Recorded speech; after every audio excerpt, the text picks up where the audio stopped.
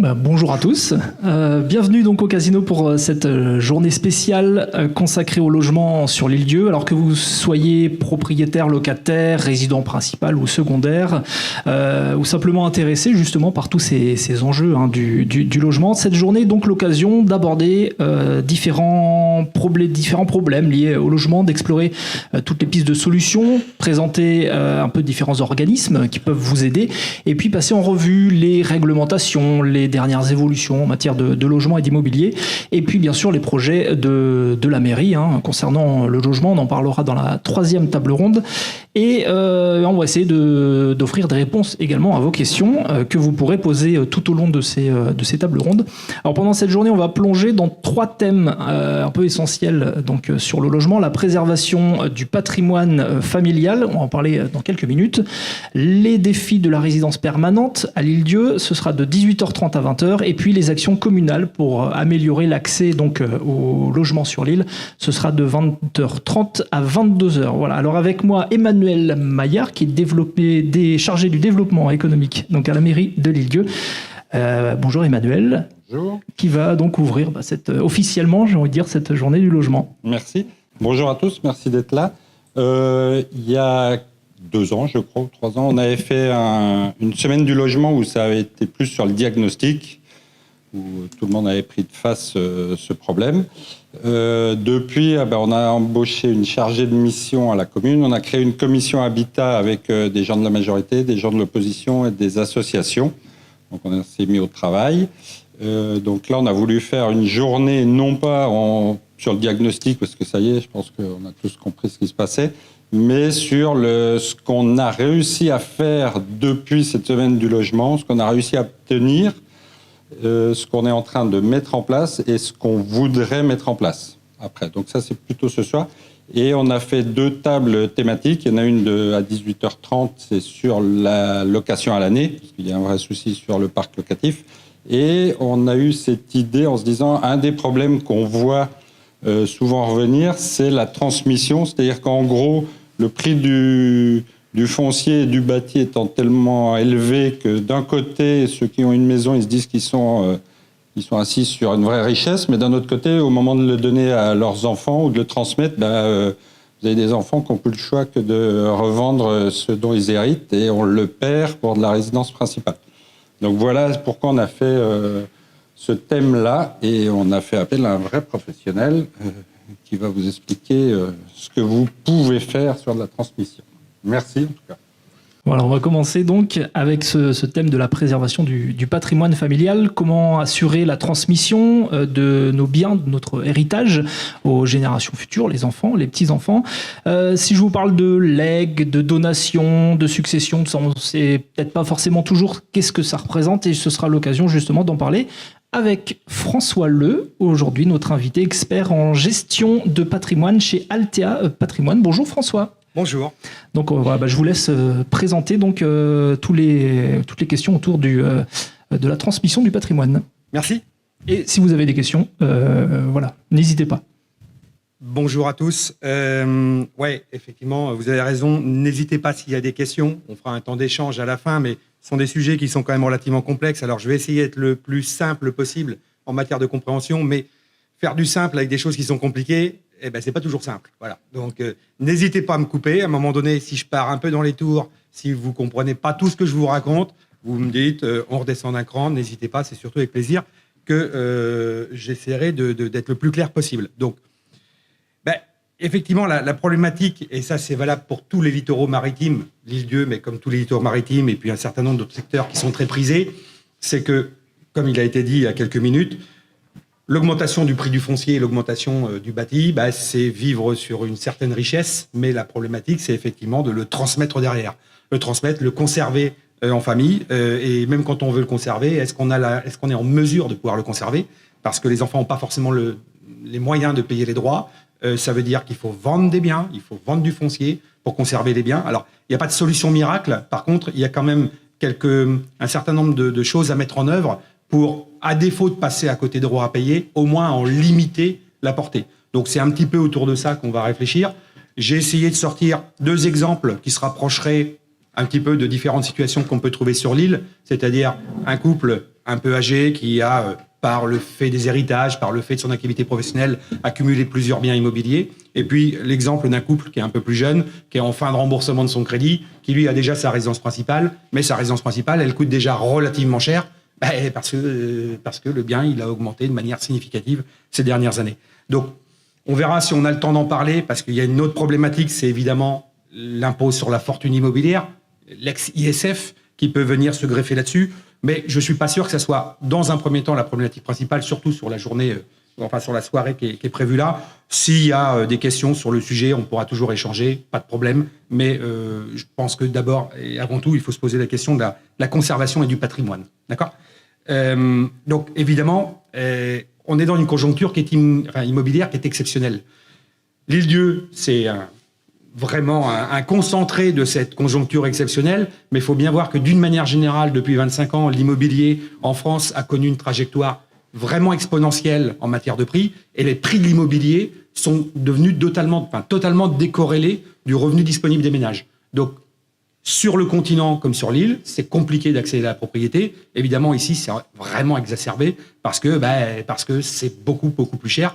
Et le salaire et les revenus disponibles du ménage ne sont pas nécessairement à due proportion du prix de l'immobilier. Donc, c'est vrai que les littoraux touristiques sont particulièrement concernés. Le marché se grippe depuis maintenant 1 an et demi pour les raisons que vous connaissez. Les taux d'intérêt ont augmenté. Alors, est-ce que les taux d'intérêt sont élevés ? Ça, c'est un autre débat.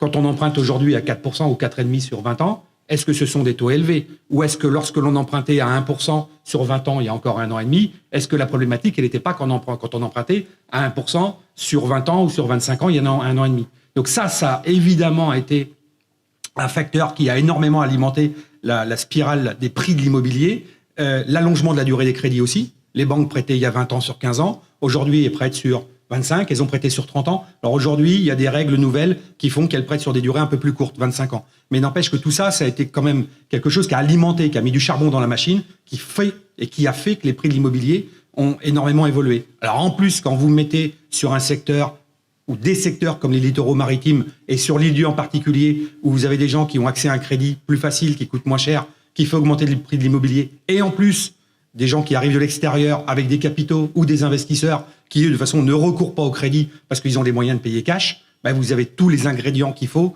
pour un marché qui explose derrière. Donc, marché se grippe d'une manière générale. Je ne sais pas s'il se grippe vraiment sur l'Île-Dieu. Je ne suis pas suffisamment expert du secteur. Je n'ai pas la certitude que ça se grippe comme sur le continent. En tout cas, je n'ai pas l'impression que ça laisse voir. Donc, évidemment, les conséquences derrière, c'est comment je transmets et comment je conserve le partage. Oui, parce que le problème qui se pose, c'est que si j'ai 3 enfants et un bien immobilier, derrière, je vais peut-être avoir quelques difficultés à avoir l'équivalent en financier pour donner à des enfants qui ne voudraient pas de l'immobilier. Le partage devient relativement compliqué à faire. Et puis, accessoirement, éventuellement, en matière d'impôt sur la fortune, parce que même si on n'avait rien fait de particulier pour y être, à un moment donné, vu la valeur des biens immobiliers, on peut y accéder, en tout cas tomber dans l'IFI plus vite qu'on ne le voudrait. Alors, ça, on n'en parlera pas. Peut-être que ça sera réabordé ultérieurement. C'est vrai qu'il y a quelques réformes qui sont en cours, dont une très récente qui a été un petit peu avortée l'année dernière, qui est à nouveau remise sur le tapis depuis le début d'année, avec des votes très récents à l'Assemblée nationale lundi soir. Une réforme sur la fiscalité immobilière, notamment la fiscalité de la location en meublé touristique. Alors, c'est pas le sujet ici, mais bon, ça fait partie quand même du contexte.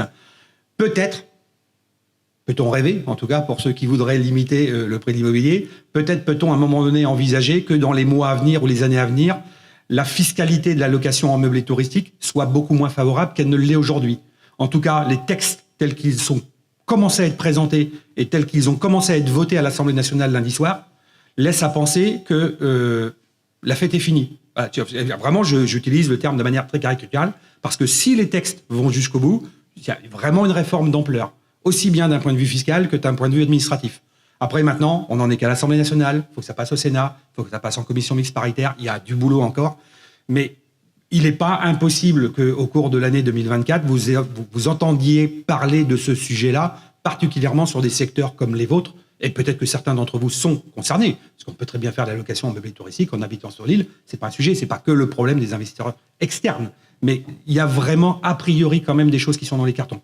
J'arrête là-dessus, je voulais juste en toucher 2 mots, parce que dans la réflexion globale, c'est vrai que peut-être, je dis bien peut-être, hein, vraiment conditionnel, peut-être que c'est des possibilités pour limiter l'impact de l'évolution de l'immobilier dans les années à venir. C'est de passer à un moment donné par être beaucoup moins souple en matière de fiscalité pour les investisseurs sur la location touristique. Donc, mais bon, ça c'est l'avenir qui nous le dira. Okay, bon, j'arrête là-dessus. Je me reconcentre plutôt sur la transmission, puisque c'était un petit peu le sujet. C'est plutôt le sujet de ce qu'on voulait aborder. Alors, souvent en matière de transmission, et à juste titre, les gens s'interrogent beaucoup sur le fiscal, c'est-à-dire le combien je vais payer. Bah, évidemment, c'est important. Mais le fiscal, c'est une chose. Moi, je m'intéresse toujours d'abord au civil. Le civil, c'est quoi? C'est qui héritera. Avant de savoir combien je vais payer, ça serait déjà bien de savoir de ce que je vais recevoir. Or, moi, il est fondamentalement, je préfère payer sur quelque chose que je reçois plutôt que ne pas payer sur quelque chose que je n'ai pas. Hein, il y a toujours une solution pour ne pas payer, c'est de rien recevoir. Donc, il faut d'abord toujours se poser les questions de qui héritera. La place du conjoint. Comment il va gérer les biens immobiliers au décès de monsieur, si c'est madame qui reste? Est-ce que c'est les enfants qui reçoivent? Il faut toujours d'abord se poser, me semble-t-il, ces questions-là en priorité, et ensuite on regarde le fiscal. Et le fiscal, à un moment donné, on essaye de trouver des solutions pour faire en sorte d'en limiter la portée, mais n'empêche que faut toujours bien se remettre les choses dans l'ordre. C'est d'abord le civil qui hérite, et ensuite on regarde qui paye. D'accord? Parce que quand on fait les choses en sens inverse, bien souvent quand on est guidé que par la fiscalité, on fait aussi parfois les mauvais choix. Certains choix fiscaux sur le papier peuvent être intéressants parce qu'on va payer moins, sauf qu'on se rend compte derrière qu'il y a des problématiques, parce que les partages sont pas faits, parce que peut-être qu'un des enfants qui va hériter d'un bien ne le voulait pas, ou l'a pas exprimé si clairement que ça. Donc, posons-nous d'abord toujours ces questions-là en priorité, et ensuite, évidemment, le fiscal arrive toujours, parce qu'à un moment donné, c'est combien je paye à l'arrivée quand même, hein, ça je suis bien d'accord, qu'à un moment donné, c'est quand même toujours les questions qui se posent. Donc, le qui héritera, pour moi, il est fondamental. Et se poser la question quels vont être les droits de propriété des différents héritiers, parce qu'avoir de l'usufruit ou de la nue propriété, c'est pas la même chose, mais on va revenir sur ces notions-là. La place du conjoint survivant, oui, parce qu'il y a beaucoup aussi un petit peu de légende urbaine derrière tout ça. Est-ce qu'un conjoint survivant, ça peut être mis dehors par les enfants au décès du premier qui part? Non, ça peut pas. Le conjoint survivant, il peut pas être mis dehors. Depuis une loi portant réforme sur le conjoint survivant de 2001, la résidence principale est quelque chose qui est particulièrement bien protégé par le conjoint survivant. Je parle bien du conjoint. Donc, quand je dis conjoint, je sous-entends couple marié. D'accord, hein? Sinon, je parle d'un partenaire, je parle d'un concubin. Ça va pas être la même musique sur des partenaires pacsés, ça va pas être la même musique sur des concubins. Mais le conjoint marié, aujourd'hui, est plutôt très bien protégé d'une manière générale sur la résidence principale. Sur la résidence principale. C'est normal, c'est le foyer familial. On a voulu le protéger au maximum et c'est ce que nous dit la loi aujourd'hui. Donc, évidemment, j'anticipais un tout petit peu par rapport à ce qui est écrit ici derrière moi. C'est pas la même chose pour un couple pacsé et c'est évidemment encore moins la même chose quand on vit en concubinage.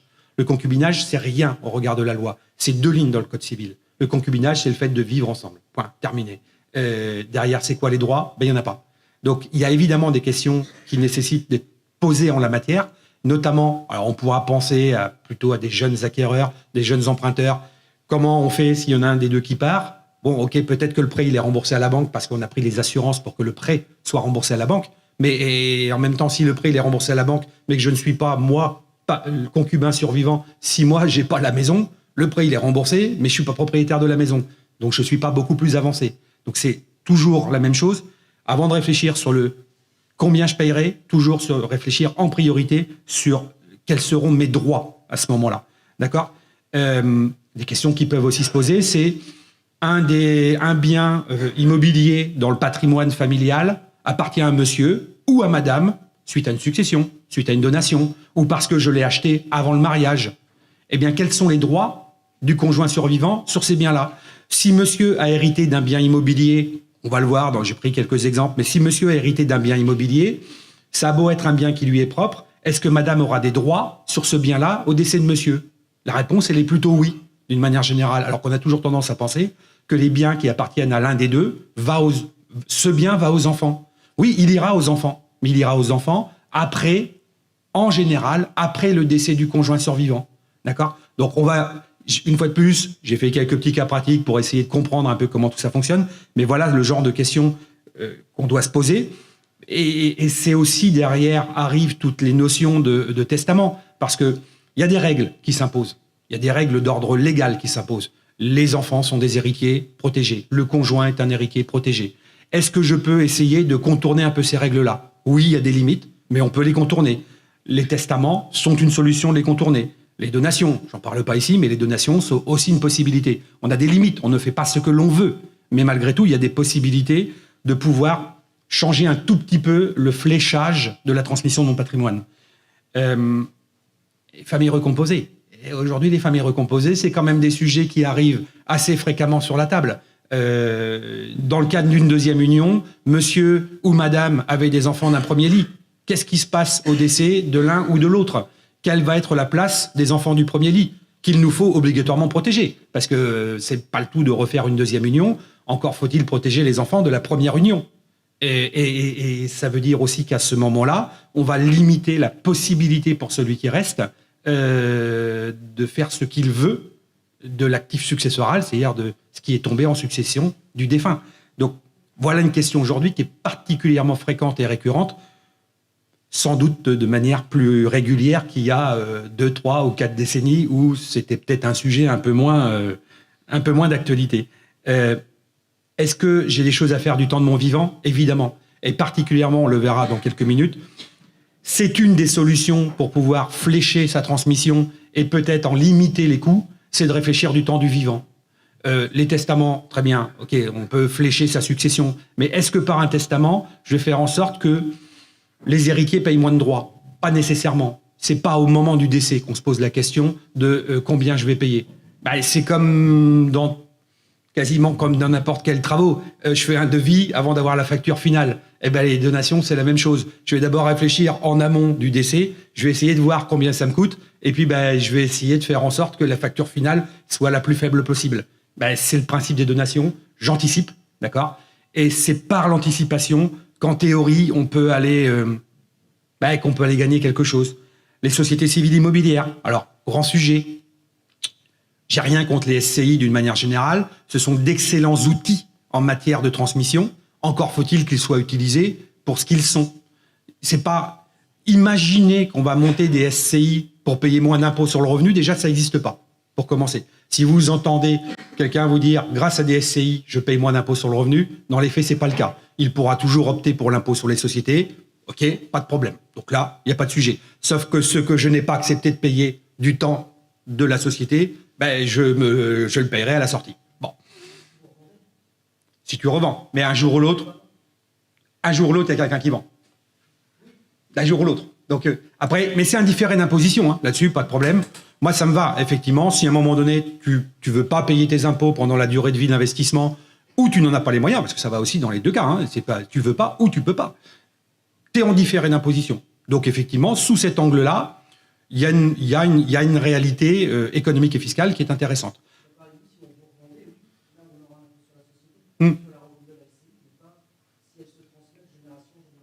Oui, mais de toute façon, à un moment donné, la sortie fiscale, le décès n'élude pas l'impôt.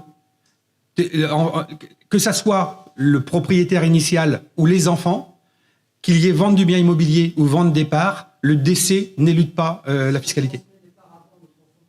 Oui, mais alors, effectivement, là, on va faire une donation avant cession. Donc, on va gommer les plus-values sur la valeur des parts. J'ai un bien immobilier, j'ai une SCI qui valait 500 000 euros. Au bout de X années, elle en vaut 1 million. Donc, si je donne la SCI pour une valeur d'1 million d'euros à mes enfants et qu'eux vendent les parts, là, on a gommé la plus-value. Ils ont reçu 1 million, ils vendent 1 million. Donc, c'est le principe des donations avant cession. Je donne des parts, je la refais. J'avais un bâtiment artisanal ou quoi que ce soit, dans lequel, logé dans une SCI qui vaut 500 000 euros. Au bout de 15-20 ans, la dite SCI vaut 1 million d'euros parce que le foncier a beaucoup augmenté. Donc évidemment, si je cherche à vendre les parts, moi je vais prendre de la plus-value, parce que mes parts valent 1 million, je les ai achetées 500. Si je donne les dites parts pour 1 million d'euros à mes enfants, et que eux vendent les parts ensuite, j'ai donc fait une donation pour 1 million, Les enfants vendent pour 1 million. 1 million moins 1 million, on gomme les plus-values. Ils n'auront pas de plus-value sur les parts. Donc les donations de parts avant cession gomment les plus-values. Ça, sur la valeur des parts, pas de problème. Par contre, l'immeuble qui est détenu à l'intérieur de la SCI, on ne gommera jamais l'impôt. Parce que l'impôt sur les sociétés permet d'amortir le bien, donc de limiter le résultat fiscal. OK, pas de problème. Par contre, le jour où je revendrai, eh bien, je fais prix de vente moins la valeur nette comptable, et là, je paye de l'impôt sur tous mes amortissements. Et puis, une fois que j'ai payé beaucoup d'impôts sur les amortissements, il faut que je sorte l'argent de la SCI. Et là, quand je sors l'argent de la SCI, dividende. Et bam, là, dividende, aujourd'hui, c'est 30%. Alors, on peut dire 30%, c'est beaucoup, mais historiquement, c'est pas trop. Bon, c'est parce que c'est pas moi qui paye, hein, on est d'accord. Donc, alors, je reprends un petit peu sur le propos que je tenais. On ne gagnera pas en matière d'impôt sur le revenu en faisant des SCI. Par contre, on en différera les conséquences. Et ça peut valoir le coup d'en différer les conséquences. Je suis d'accord. Par contre, la SCI peut être un excellent outil sur la transmission. Parce que là, pour le coup, il est plus simple de transmettre des parts que des immeubles. Considérons, et notamment sur les valeurs des biens que vous avez ici sur l'île, j'ai un bien immobilier qui vaut 700 000 euros, j'ai 2 enfants. Je suis prêt à leur faire la transmission. Le problème, c'est que 700 000 divisé par 2, ça fait 350 000. Je vais me retrouver au-dessus des abattements. Est-ce que je peux donner 3 murs sur 4 ? Non, ça n'existe pas, ça. Je ne vais pas donner 3 murs sur 4, ça ne peut pas se faire. Alors que le bien, s'il est logé dans une SCI, évidemment, je peux donner les parts correspondantes aux abattements des enfants. Parce que si la SCI vaut 700 000 euros, je ne suis pas obligé de donner pour 700 000 euros les parts. Donc, oui, avec une SCI, on va pouvoir être plus fin dans la transmission.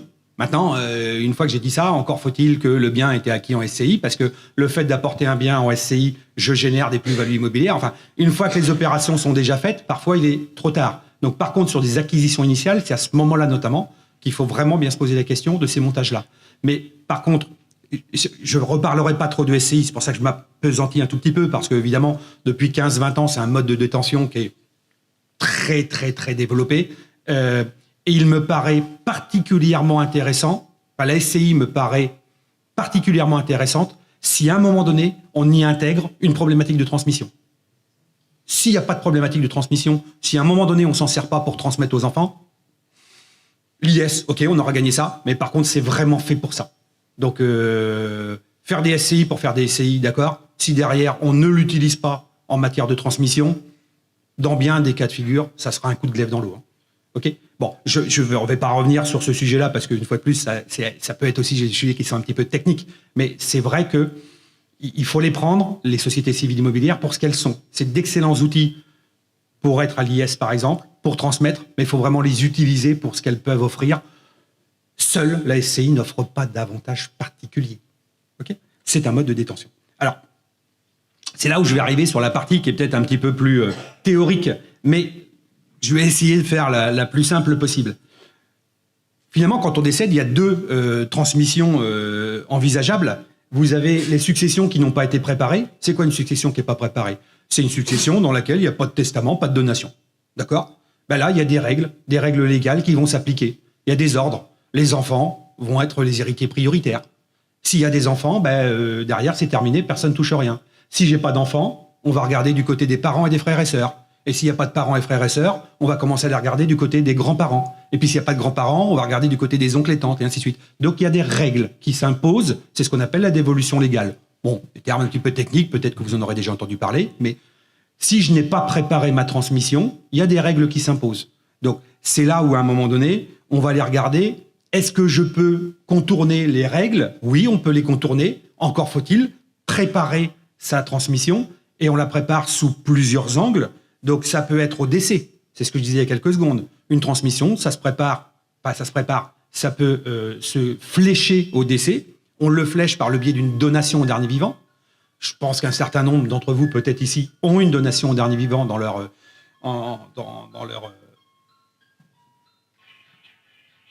Je ne crois pas que ça soit chez moi.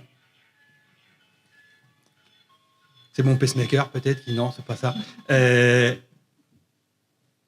C'est pas grave.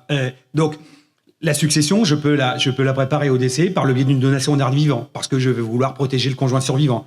Je vais pouvoir faire ce que on appelle des legs ou des testaments, d'accord ? Je peux préparer ma succession aussi du temps du vivant, les donations. Dans tous ces cas de figure-là, je vais pouvoir changer un tout petit peu les règles que prévoit le Code civil, que prévoit la dévolution légale.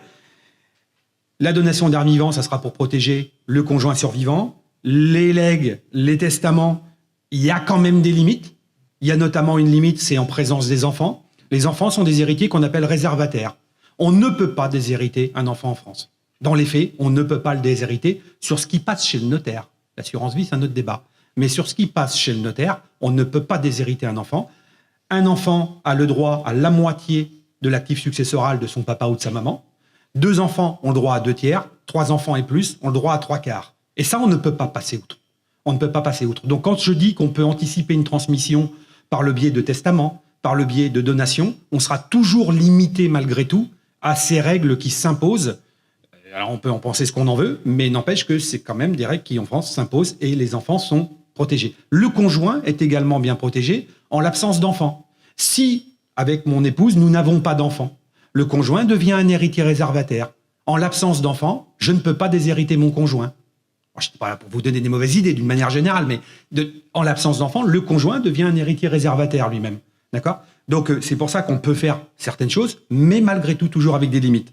Là où il y a un petit peu moins de limites, c'est sur l'assurance vie. Alors évidemment, j'en parlerai pas parce que là, on est sur des sujets d'immobilier. Mais c'est vrai qu'avec l'assurance vie, on a quand même beaucoup plus de latitude. Pourquoi ? Parce qu'un contrat d'assurance vie n'est ni rapportable à une succession, ni réductible pour atteinte à la réserve des héritiers réservataires. Un peu compliqué ce que je vous ai dit, mais en gros, ça veut dire qu'on peut faire un certain nombre de choses avec l'assurance vie, mais qu'on ne pourrait pas faire autrement.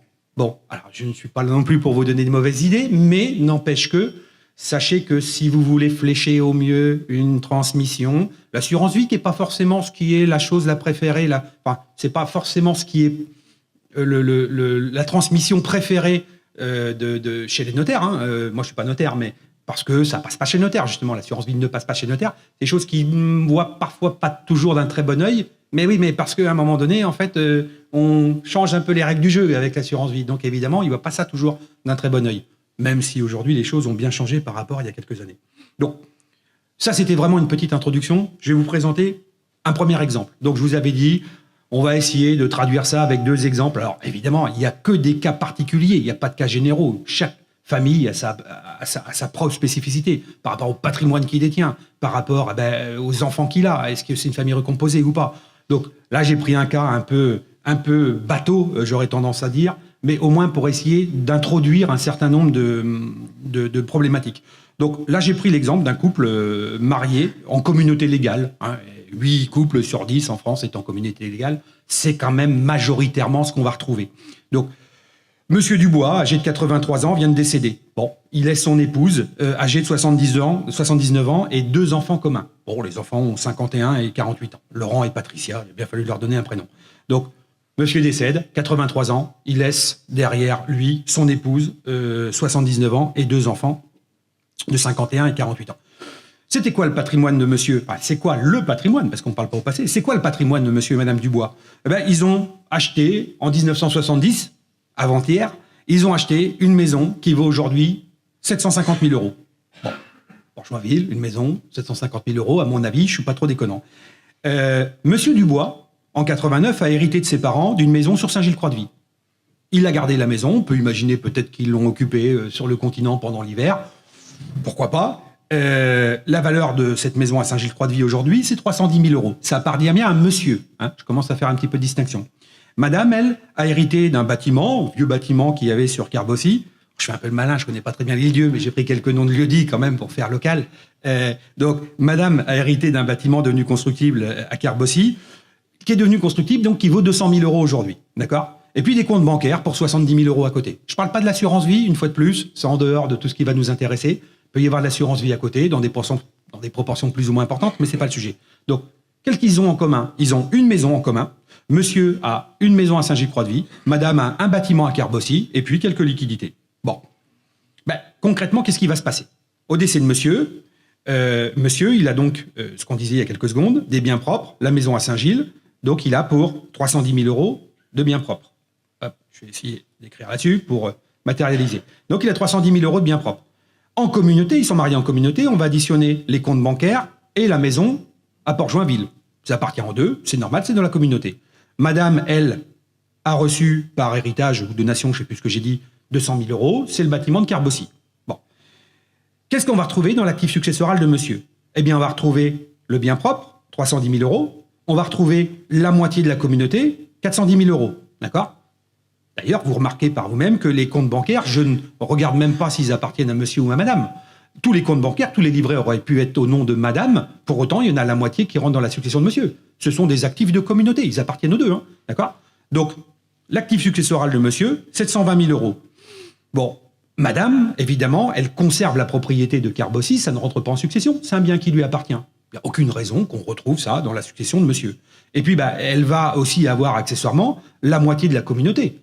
Il y a la moitié de la communauté qui est tombée dans la succession de monsieur, c'est normal. L'autre moitié, c'est ce qui appartenait à madame. Donc, contact, madame, elle est propriétaire de 610 000 euros, la communauté, la moitié de la communauté, et puis son bien. Là-dessus, c'est le conjoint qui choisit ce qu'il va prendre. D'accord? Il faut déjà avoir ça en ligne de compte, c'est qu'indépendamment des choix qui seront faits, c'est le conjoint qui choisit. Est-ce qu'il va vouloir avoir de l'usufruit? Est-ce qu'il va vouloir avoir de la pleine propriété? Est-ce qu'il va vouloir avoir un mixte des deux? C'est le conjoint qui choisit ce qu'il va prendre sur la succession du défunt. Donc là, en l'occurrence, c'est Madame Dubois qui va choisir. Assez fréquemment, Madame Dubois, elle va souvent choisir l'usufruit. Dans un cas de figure comme celui-ci, Madame Dubois, elle va plutôt choisir l'usufruit. C'est assez fréquemment ce qu'on rencontre. Alors, je vais essayer d'expliquer l'usufruit, la nue propriété. Je pense que c'est des choses que vous comprenez plus ou moins. Alors, je prends toujours le même exemple, mais parce que je suis d'origine normande. Prenez l'exemple d'un pommier. Vous prenez un pommier, l'usufruitier, il peut monter dans l'arbre, manger les pommes et il peut les vendre.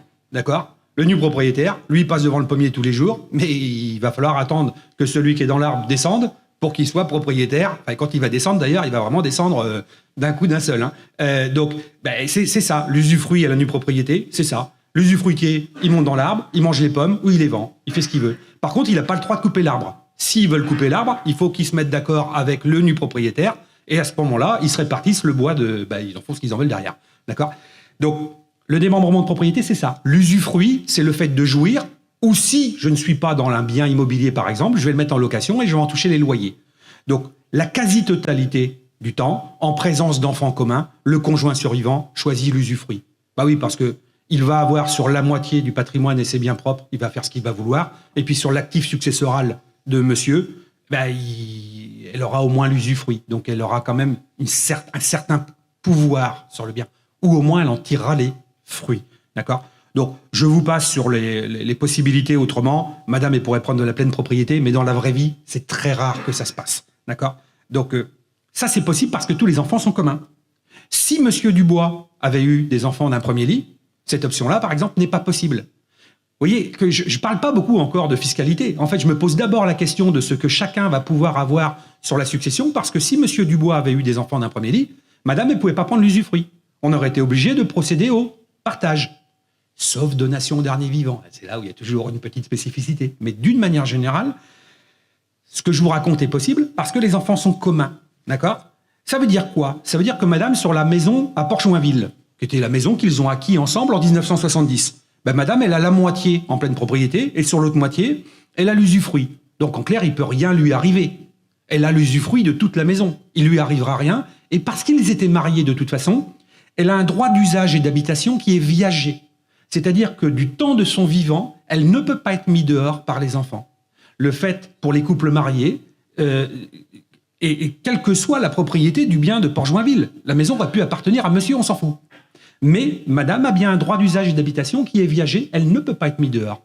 OK? Sur la maison à Saint-Gilles-Croix-de-Vie, la maison à Saint-Gilles-Croix-de-Vie, c'est monsieur qui l'avait reçue dans le cadre d'une succession. Donc on se dit, la maison, elle appartient à monsieur, au décès de monsieur, ça ira aux enfants. Non, la maison de Saint-Gilles, elle tombe dans la succession de monsieur. Comme madame a pris l'usufruit sur toute la succession, madame a l'usufruit de la maison de Saint-Gilles. D'accord? Donc les enfants pensant peut-être récupérer la maison de Saint-Gilles, niet. C'est bien le conjoint survivant qui aura l'usufruit sur la maison, et donc il faudra bien qu'ils se mettent d'accord elle faudra qu'elle se mette d'accord éventuellement avec ses enfants, si, pour des raisons diverses ou variées, ils veulent vendre Saint-Gilles. D'accord? Et elle en fait ce qu'elle en veut jusqu'à son décès. Hein. Elle en fait ce qu'elle en veut jusqu'à son décès. Le bâtiment à Carbossy, oui.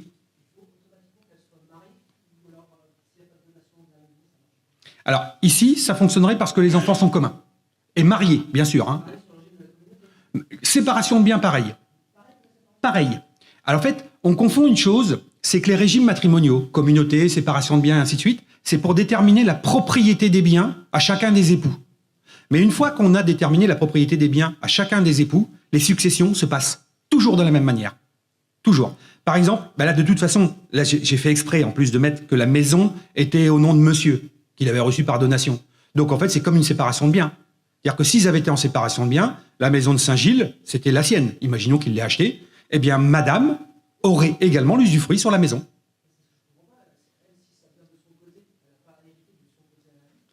En fait, elle... Oui, mais en séparation de biens, en fait, le régime matrimonial permet de déterminer à qui appartiennent les biens.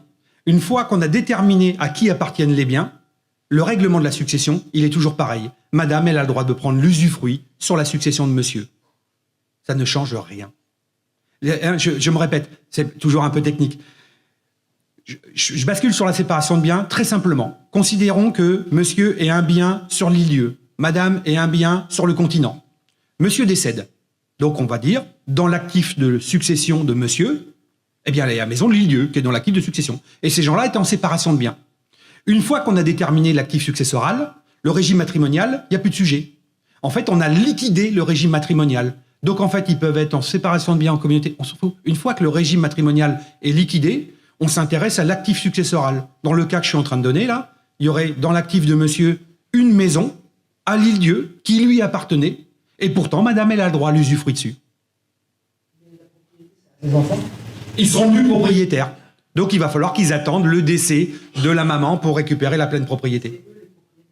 Ils sont nus propriétaires.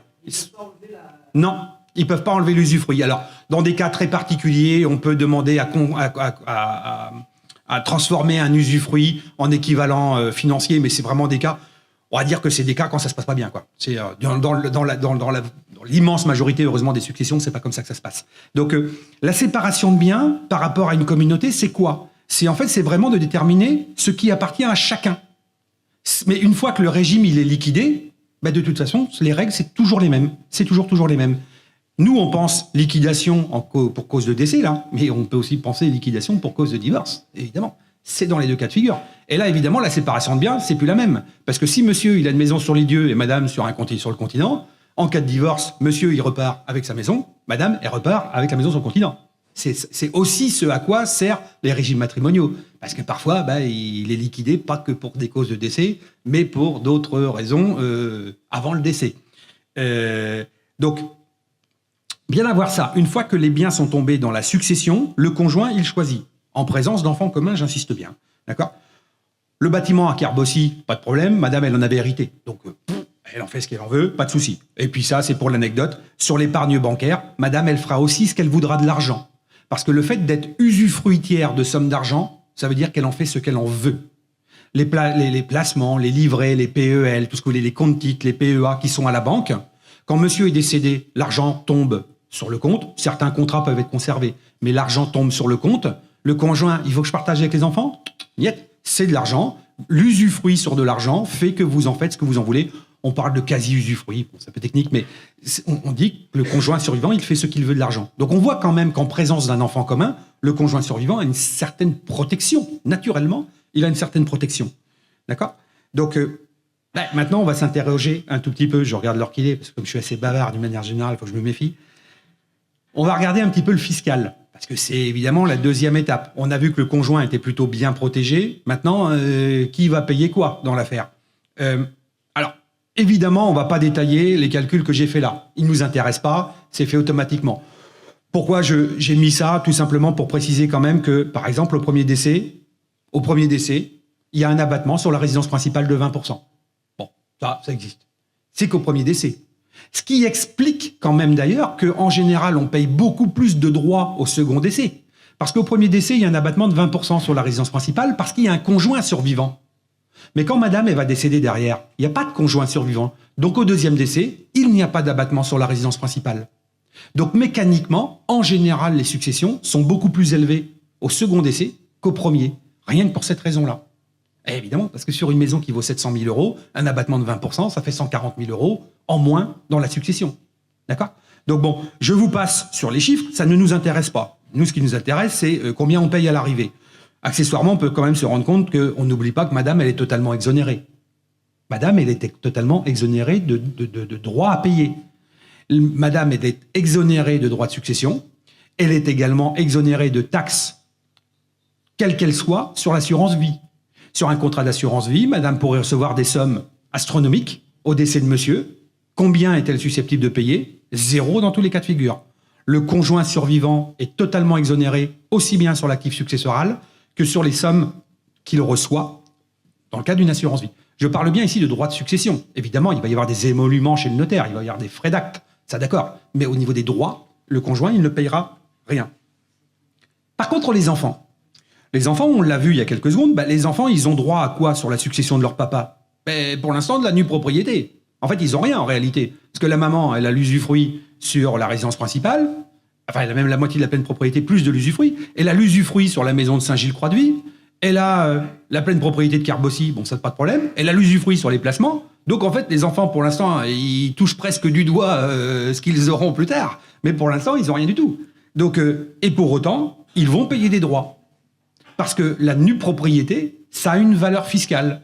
Et dès le premier décès, eh bien, je vous passe les calculs une fois de plus, les enfants, dans une succession comme celle-ci, paieraient 51 000 euros de droits de succession. Et oui, mais on n'a rien reçu pour l'instant. Si, vous avez reçu de la nue propriété. Ouais, vous êtes gentil, mais la nue propriété, c'est rien. Oui, mais vous payez quand même. D'accord?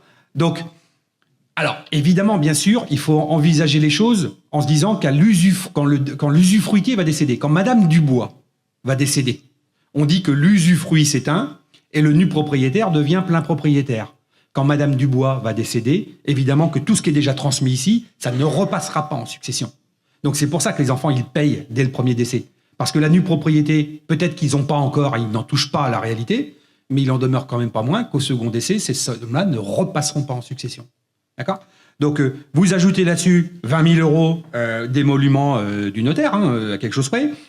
C'est pas le notaire qui touche tout, je vous rassure. Il y a un certain nombre d'actes qui... Enfin, je vous rassure, je ne sais pas si je vous rassure d'ailleurs, mais il y a un certain nombre d'actes qui sont des taxes d'ordre fiscal. Ben n'empêche que voilà une succession qui coûte 71 000 euros d'entrée de jeu. Alors les enfants, s'ils ne peuvent pas payer, alors il y a plusieurs possibilités quand même. Les enfants nus propriétaires peuvent attendre le décès de la maman pour payer les droits de succession. Bah oui, parce que vous êtes gentil, mais bon, ok, on voit qu'on a reçu pour peut-être 600 000, 700 000 euros de nue propriété, mais nous, on n'a pas un euro, on fait comment pour payer? Eh bien, on les autorise à différer le paiement au décès de l'usufruitier. Il y a un taux d'intérêt légal, ça ne se fait pas gratuitement non plus. Est-ce que la maman peut payer les droits de succession à la place? Non, parce que c'est une donation déguisée. Alors, elle peut toujours donner un billet aux enfants en disant, bon, vous avez pour 50 000 euros de droits à payer, sur les droits, je vous fais une donation de 50 000 euros. Ok, très bien, mais il va falloir l'enregistrer, c'est une donation. C'est pas la maman usufruitière, elle n'a pas à payer les droits dus par les enfants. On va le voir tout à l'heure, c'est un peu différent dans d'autres cas de figure. Mais là, c'est bien les enfants qui doivent payer. Ils ont l'argent, ils payent. Ils n'ont pas l'argent, on diffère le paiement au décès de la maman usufruitière. D'accord? Tout ne se fait pas gratuitement quand même, une fois de plus. Il y a un taux d'intérêt légal là-dessus. Oui. Bien sûr, il y a les 100 000 euros d'abattement. Ce que j'ai mis ici, j'ai pas fait le détail du calcul. On retrouve les 100 000 euros dans le calcul que j'ai mis derrière. Chacun des enfants avait le droit à 677 000 euros en nue propriété. Ça correspond à une valeur fiscale de 237 000, moins 100 000. En fait, ils payent des droits sur 137 000. D'accord? Oui. Oui. C'est pas terrible. C'est toujours des cas qu'on n'aime pas trop, les enfants mineurs, parce que en matière de gestion, ça va pas être très simple. Alors, cependant quand même, ça c'est pas inintéressant. Depuis 5-6 ans maintenant, il y a une réforme sur la représentation de l'enfant mineur. Auparavant, on avait toujours en tête en se disant, quand un des parents décède, le conjoint survivant doit faire avec un juge des tutelles pour gérer et ça. Ça, c'est beaucoup moins vrai qu'auparavant. Le conjoint survivant, aujourd'hui, a des droits de représentation sur l'enfant mineur qui sont particulièrement importants. Il peut même gérer et vendre des biens du patrimoine de l'enfant mineur sans demander rien à personne. C'est assez surprenant. C'est même un peu limite dans certains cas. Imaginez un couple qui est divorcé, qui s'entend pas très bien. Les enfants mineurs récupèrent de l'actif successoral de la maman un certain nombre de choses. Aujourd'hui, on considère que le papa qui reste, en bon père de famille, peut gérer le patrimoine et voire même disposer de certains biens. Alors attention, hein, il ne faut pas qu'il fasse n'importe quoi. Mais n'empêche que, est-ce qu'il a des comptes à rendre? Non. Il a beaucoup plus de droits depuis 2018-2019 qu'auparavant. Et il se trouve que, pour avoir discuté encore récemment avec une avocate, et en fait, notamment dans des cas de divorce qui se passent relativement mal, il n'est pas complètement inintéressant que les parents se prémunissent de l'autre parent en allant nommer un représentant, un mandataire, ouais, un représentant qui va revenir représenter donc les intérêts de l'enfant mineur. Il ne pourra pas, entre guillemets, s'opposer au papa qui est resté, mais n'empêche qu'il aura un droit de regard. Donc à partir de là, il ne pourra pas faire ce qu'il voudra. Et ça, effectivement, ces actes qui sont assez courants a priori chez un certain nombre d'avocats aujourd'hui, c'est pas des... Alors, une fois de plus, on est sur des cas un peu de contestation diverses et variées. Heureusement que ça se passe pas comme ça dans tous les cas de figure, mais n'empêche que des divorces qui se passent pas très très bien, ça arrive quand même de temps à autre. Est-ce que l'un des deux, en cas de décès, a envie que ce qui est transmis à ses enfants soit géré ou mal géré par celui qui reste? Vous avez compris? Évidemment que non.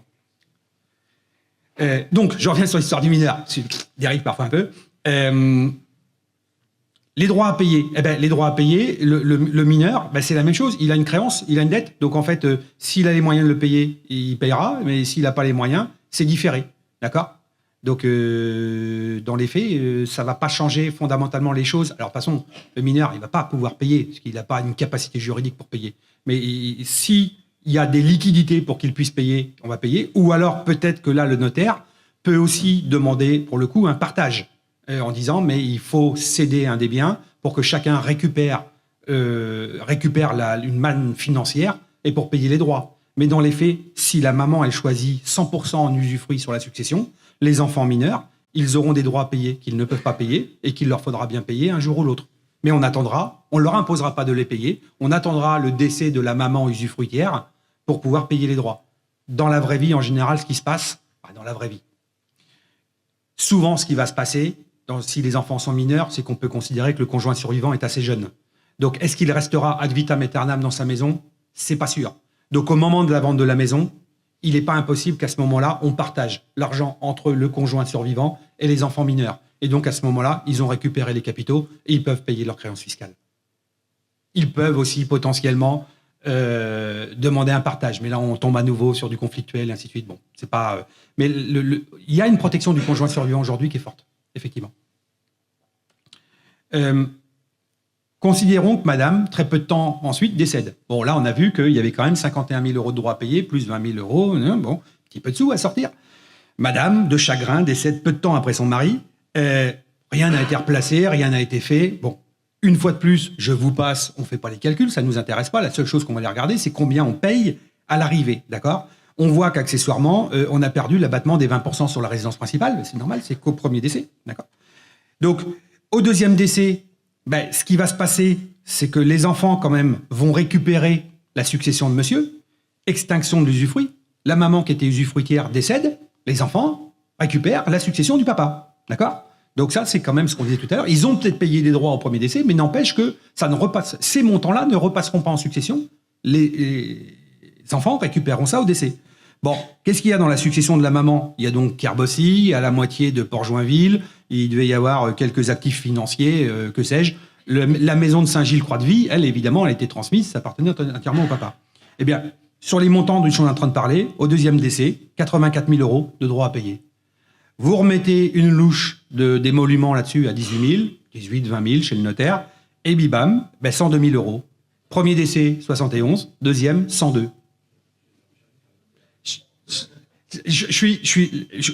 Bon, évidemment qu'il y a un beau patrimoine. Vous avez une maison de 700 000 € résidence principale, vous avez une maison sur le continent à 310 000 €, vous avez un bâtiment constructible à 200 000 €, vous avez des liquidités pour 70 000 €. Pour le commun des mortels, on est largement au-dessus du patrimoine moyen des Français. Hein, on est bien d'accord. Il faut quand même toujours bien se remettre ça en tête. Hein. On est largement au-dessus du patrimoine moyen des Français. Donc c'est normal que ça génère des droits.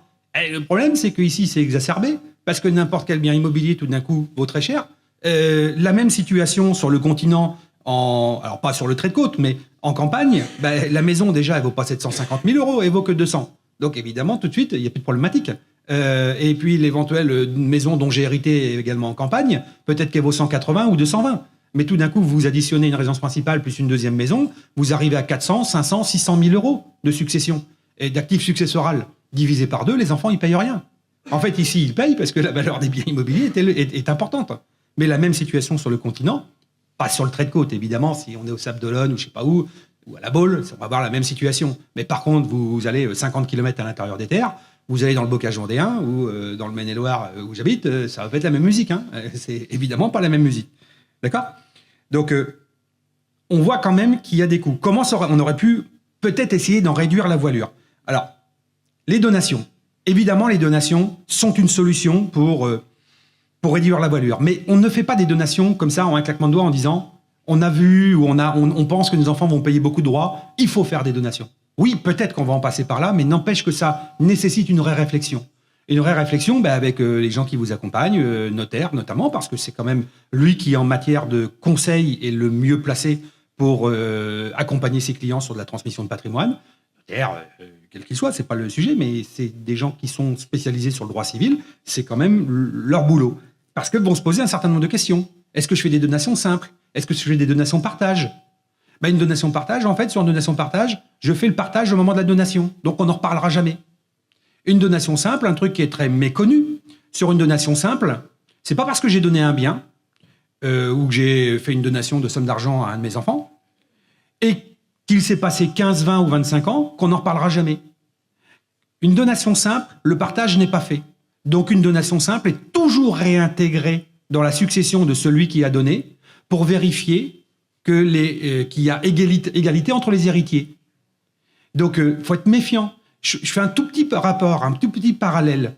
Les dons familiaux de somme d'argent. Peut-être que certains d'entre vous, vous savez, les 31 865 qu'on peut faire quand les parents ont moins de 80 ans, qui peuvent faire un don à leurs enfants, petits-enfants, dans les limites de 31 000. On nous dit, ah oui, ça repassera pas chez notaire parce que c'est exonéré de rappel fiscal. Ouais, d'accord. Mais par contre, ça repasse chez le notaire pour vérifier l'égalité entre tous les héritiers. Un des enfants avec les 31 000 euros a créé une entreprise, elle vaut demain 1 million d'euros. Ce million d'euros doit être normalement réintégré dans l'actif successoral du défunt. Donc, on ne s'amuse pas à faire des opérations seul sans être accompagné. Alors évidemment, c'est un cas d'école ce que je vous donne, et évidemment que ça ne se produit pas tous les 4 matins. Heureusement, bien sûr. Mais les donations simples, dès lors que le partage n'a pas été fait, il y a ce qu'on appelle le rapport civil des libéralités. On remet les donations antérieures dans la succession pour s'assurer qu'il y a égalité entre les héritiers. Et s'assurer qu'on n'a pas donné au-delà de ce qu'on appelle la quotité disponible. Parce qu'une fois de plus, les enfants ont une réserve héréditaire et il doit y avoir une forme d'égalité entre eux à l'arrivée. Une donation partage, ça élude le problème. Parce que quand on fait une donation partage, tout le monde n'a pas nécessairement la même chose. On peut ne pas forcément avoir la même chose dans une donation partage. Par contre, on arrête les compteurs. Au moment où c'est donné, on ne reviendra pas dessus. Alors après, on régularisera. Au décès, on donnera peut-être plus à l'un qu'à l'autre aussi dans la donation. Souvent, la donation partage, on ne va pas se mentir, on essaie de faire des lots pour que tout le monde ait la même chose. Mais des fois, c'est pas simple. Hein. Et une fois de plus, c'est pas parce que je donne une maison de 700 000 euros à Lisieux que j'ai l'équivalent dans la donation partage à donner la même chose au deuxième. Hein. J'ai peut-être pas forcément pile poil la même chose à donner. Donc une donation partage, c'est pas forcément des lots de même valeur, mais au moins, les sommes, elles sont arrêtées.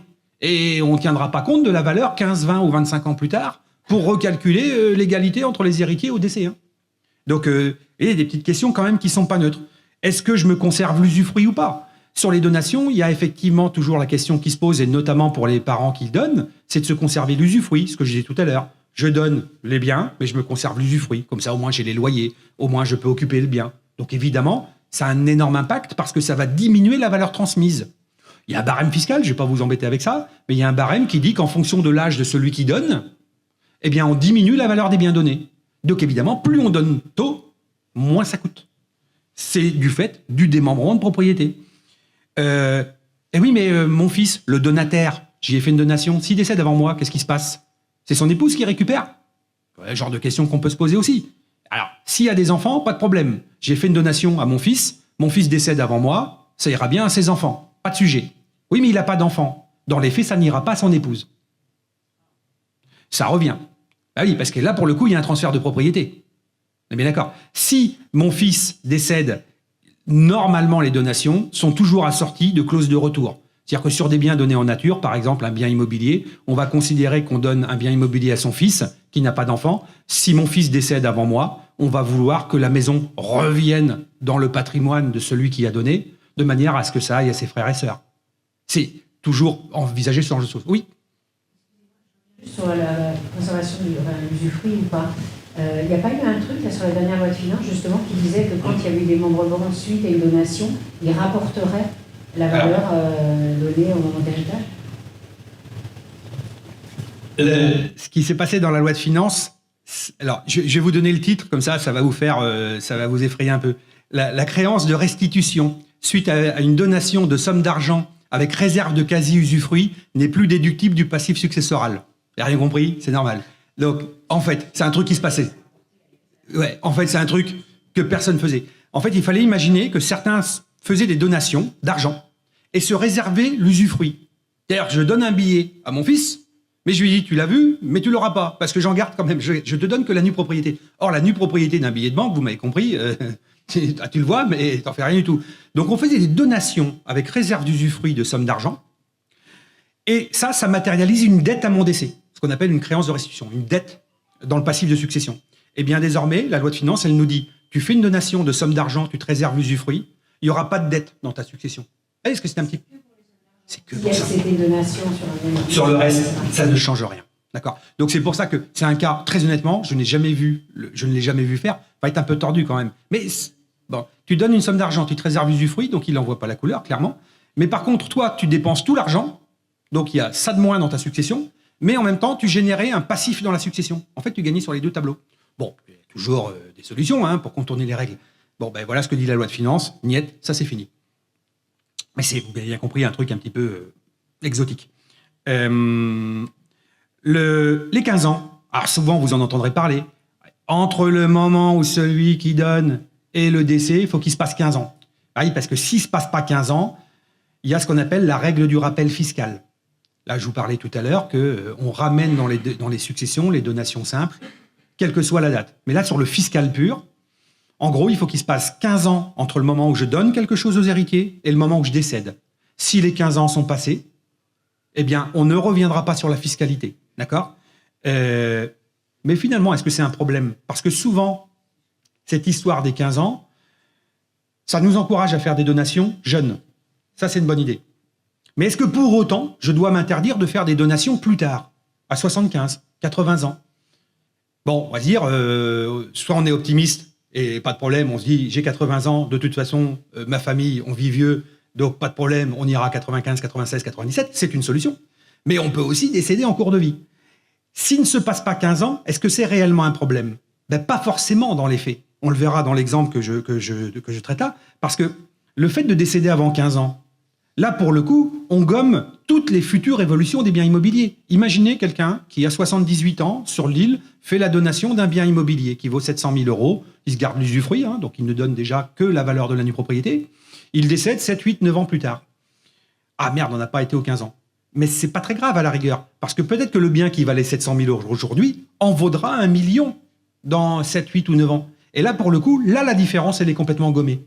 Donc il est jamais trop tard pour bien faire. Maintenant, il vaut mieux s'y prendre de bonne heure quand même. C'est quand même préférable, mais il n'est jamais trop tard pour bien faire. D'accord ? Oui ? À vos enfants, dans les 15 ans qui vont suivre, est-ce que vous voulez cette donation ? Si vous voulez vendre, vous vendez, vous gérez comme vous voulez ? Alors, si on fait une donation avec réserve d'usufruit, si on vend, normalement on partage entre l'usufruitier et le nu propriétaire. L'enfant nu propriétaire, l'enfant nu propriétaire peut laisser la somme d'argent à l'usufruitier. C'est-à-dire, je donne un bien immobilier à mes enfants, je m'en réserve l'usufruit. D'accord ? 7, 8, 9 ans plus tard, pour des raisons diverses ou variées, des problèmes de santé, je vends. Bon, normalement, on met fin au démembrement de propriété. On parle d'un démembrement de propriété. Au moment de la vente, le démembrement n'existe plus et les enfants nus propriétaires devraient récupérer ce qui leur revient et l'usufruitier devrait récupérer ce qui leur revient. On doit partager. Ça, c'est la règle de droit. Par contre, rien n'empêche les enfants de dire, à la maman par exemple, on te laisse toute la somme d'argent. Parce que du temps de ton vivant, c'était quand même quelque chose que tu avais développé avec papa, on te laisse l'argent. C'est une possibilité. Et c'est d'ailleurs pas idiot fiscalement. Parce que si tu laisses tout l'argent à l'usufruitier, en fait, l'usufruitier, il va potentiellement racheter quelque chose. Et qu'est-ce qu'on va faire sur on va refaire le démembrement de propriété. On parle de subrogation. C'est-à-dire que le démembrement de propriété qui existait sur le premier bien, paf, on va le remettre sur le deuxième. Tu étais en usufruit nue propriété sur le premier bien, tu le vends. Les enfants laissent l'argent à la maman, elle rachète un bien immobilier, et sur le nouveau bien immobilier, on refait usufruit nue propriété. Donc les enfants nus propriétaires ont tout intérêt à laisser l'argent à la maman, par exemple. Bah, maman ou le papa, comme on veut. Donc, mais dans les faits, de plein droit, normalement, on fait le partage. Là, ça dépendra aussi de la volonté des enfants. Hein. Si les enfants, vous m'avez compris, s'ils ont besoin d'un petit peu de sous, peut-être qu'à un moment donné, ils se diront un tien vaut mieux que de tout l'aura. Shrek. Bon. Ça dépend de l'âge du capitaine. Et le capitaine, c'est l'usufruitier. Il y a un barème qui nous dit quoi? Quand l'usufruitier, celui qui a donné, qui s'est gardé l'usufruit, hein. Je vais prendre un exemple. S'il a entre 71 et 81 ans, c'est 30%. Un exemple très simple. J'ai 75 ans. Je me donne 100 000 euros. Je m'en garde l'usufruit. Eh bien, l'usufruit, ça vaut 30 000. La nue propriété, ça vaut 70 000. Il y a un barème qui détermine. Et en fait, ça dépend de l'âge de l'usufruitier. Si l'usufruitier a 65 ans, c'est 40%. Si l'usufruitier a 75 ans, c'est 30%. Si l'usufruitier a 85 ans, l'usufruit, c'est 20%. Évidemment, plus l'usufruitier est âgé, plus la valeur d'usufruit, elle est faible. Parce qu'on se rapproche quand même petit à petit du bout, quoi, hein. Donc, à un moment donné, la valeur d'usufruit, elle diminue. À la mort de tout le monde, c'est combien qui doit payer les coûts? Alors, la donation qui a été faite, tu t'es gardé... Enfin, on s'est gardé... excusez-moi, j'ai le tutoiement un peu facile. Quand j'ai fait une donation, qu'on s'est conservé l'usufruit, après, ça va dépendre de l'âge auquel on l'a fait. Mais une fois que la donation elle est faite, quand le donateur, celui qui a donné, décédera, c'est terminé. C'est-à-dire que l'enfant nu propriétaire devient plein propriétaire. On n'en reparlera pas. On ne paye plus rien. Sauf si la donation a moins de 15 ans. C'est là le problème. C'est mon histoire des 15 ans. Sauf si la donation a moins de 15 ans. D'accord? Donc, et après 15 ans, on peut en remettre une couche. Alors, l'histoire des 15 ans, c'est aussi valable pour les abattements. Ces fameuses histoires des 100 000 euros d'abattement. Où là, je me dis, effectivement, j'essaye de faire des donations à mes enfants dans la limite des 100 000 euros, parce qu'en dessous de 100 000 euros, ils ne payent rien. Et c'est ça qu'on reconstitue tous les 15 ans. C'est l'abattement des 100 000 euros par parent, par enfant. Là, je prends l'exemple. Donc, on se souvient du cas de monsieur et madame Dubois, là. Considérons qu'à 60-65 ans, ils aient fait la donation. Monsieur a fait la donation de la maison à Saint-Gilles, Croix-de-Vie, et madame, je vous rappelle, elle avait un bâtiment à Carbossy. Monsieur avait une maison de 310 000 euros à Saint-Gilles. Madame avait un bâtiment à Carbossy. S'ils avaient un petit peu anticipé les opérations, monsieur et madame Dubois auraient pu faire une donation. Si la donation a plus de 15 ans, ils l'ont fait à 60-65, hein, ils décèdent à 80, pas de problème. Hein. Donc là, les 15 ans seraient passés, donc impeccable. Les deux biens, ils auraient été transmis, parce que c'est un coût, une donation quand même. Oui, mais le fait d'avoir donné Carbossy, le fait d'avoir donné Saint-Gilles, ça aurait coûté combien? Eh bien, dans les faits, comme ils l'ont donné relativement jeune, avec le barème dont je viens de parler, l'usufruit est beaucoup plus important quand on est jeune, eh bien, le fait de donner 310 000 euros à 65 ans ou 200 000 euros à 65 ans, ça coûte rien en matière de droit. Le calcul, je ne vais pas vous le faire, mais ça coûte rien en matière de droit. Il y a quelques émoluments à payer chez le notaire. Il y a des frais d'acte à payer. Si je donne un bien de 310 000 euros alors que j'ai 65 ans, à 2 enfants, ça va coûter combien en droit de succession? 0. Par contre, ça va me coûter 9 000 euros de frais d'acte chez le notaire. Et je passe pas à travers les gouttes. Mais ça me coûte quand même un billet de 9 000 euros. Mais en termes de droit, j'ai utilisé mon abattement des 100 000. La maman Carbossy, ça vaudrait environ 6 000 euros. Donc il faut accepter de les sortir quand même. Hein. Évidemment, c'est plus simple à dire qu'à faire. Il y a quand même 15 000 euros à sortir, à la mine de rien. Bon, mais si on est en mesure de le faire, bien ces 15 000 euros, ils peuvent être payés par les parents. Contrairement aux droits de succession dont je parlais tout à l'heure. Les droits de succession, au décès, ils ne peuvent pas être payés par les parents. Là, les parents peuvent payer les 15 000 euros à la place des enfants. Par la façon, c'est des frais d'acte. Hein, donc il va bien falloir payer le notaire. Celui qui paye, c'est les parents. Hein, donc les parents payent les 15 000 euros. Très bien. Qu'est-ce qui se passe? La donation a plus de 15 ans au décès. Donc pas de problème. On a bien attendu nos 15 ans. Enfin, on a bien attendu. Le donateur est décédé après 15 ans, pas de problème. La succession ici, Qu'est-ce que j'ai mis Au décès de M. Dubois, les droits de succession ne seraient plus que de 6 000 euros plus 12 000 euros d'actes, 18 000 euros. Tout à l'heure, je parlais de 71 000 euros, avec les actes, hein, bien sûr. Et là, on n'est plus qu'à 18. Enfin, on n'empêche qu'on a quand même sacrément fait fondre les opérations. Alors, bien sûr, hein, on a payé 9 000 à la source. Mais bon, et vous m'avez compris, hein, entre 18 et 71, le 9 000 qu'on a payé à la source, il vaut peut-être quand même le coup de s'y pencher. Et au décès de Madame Dubois, j'avais recalculé que là, dans un cas de figure comme celui-ci, au décès de Madame Dubois, on arriverait à 43 000 euros de droits, 11 000 euros de frais d'acte. Ça ferait 54 000 euros à payer. Dans le cas initial, c'était 102 000. Hein. Donc, on voit l'impact de faire des donations relativement tôt. Là, c'est vraiment l'exemple même, très commun, très classique. Là, on voit l'impact de faire des donations relativement tôt. Alors après, évidemment, c'est le cas idéal. Pourquoi ? Parce qu'on est bien sur une donation qui a été faite tôt, on est dans la limite des abattements, tout va bien. C'est sûr que de transmettre un bien qui vaut 700 ou 800 000 euros à un seul enfant, c'est beaucoup plus compliqué. Parce que là, le problème, c'est que même en se gardant l'usufruit, évidemment, on va dépasser les abattements des 100 000. Mais n'empêche que si les parents qui donnent ont les moyens de le faire, il y aura toujours du gain quand même à l'arrivée. Il y aura toujours du gain. Et là, j'ai pris une deuxième solution. Les parents n'ont pas eu le temps. Je pourrais vous donner la copie, pas de problème. Si les parents s'y étaient pas pris suffisamment tôt, ils ont 75 ans quand ils se posent la question. On n'a jamais rien fait, on nous a dit qu'il fallait le faire, blabla. Ok, bon, pas de problème, on y va. 75 ans, ils se décident de faire la donation. Bon, il faut être un petit peu optimiste pour tenir les 15 ans. On est bien d'accord. Bon, et s'ils ne les tiennent pas les 15 ans, ça veut dire que... Alors, j'en étais où, moi? Si ça a été fait il y a moins de 15 ans.